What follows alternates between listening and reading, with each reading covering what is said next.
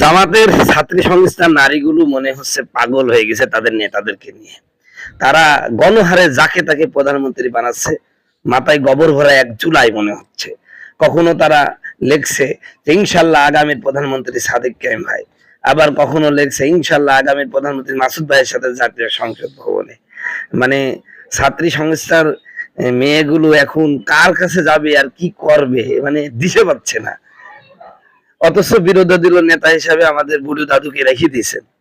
তো যারা নিজেরা এখনো তাদের প্রধানমন্ত্রী কে এটাই মানে ডিসাইড করতে পারে না কে হবে, সাদিক কায়েম না মাসুদ সাইদি নাকি আমাদের বুড়ো দাদা, তারা আবার ক্ষমতায় যাবে, ক্ষমতায় গিয়ে তো প্রধানমন্ত্রী নিযুক্ত করতে পারবে না। আসলে এরা আমাদের কওমি মহিলা মাদ্রাসা নিয়ে জামাতের নেতৃবৃন্দ পড়ে আছে, এদিকে ছাত্রী সংস্থার মেয়েগুলো যে এতিমের মতন তাদেরকে চাচ্ছে, এদিকে খবর নাই। তারা যে ফেসবুকের মধ্যে কিভাবে আর্তনাদ করতেছে যে অমুকে প্রধানমন্ত্রী হলে আমার এই হবে ওই হবে, মানে তারা তাদের স্বপ্নের পুরুষগুলোকে প্রধানমন্ত্রী বানাচ্ছে। তা আমি বলছি ভাই, আপনারা এই বট বাহিনীর যারা আছেন তারা কওমি মহিলা মাদ্রাসার পিছনে না লাগিয়ে, কওমি হুজুরদের পিছনে না লাগিয়ে একটু ছাত্রী সংস্থার মেয়েদের দিকে সুদৃষ্টি দিলে মনে হয় ভালো হয়।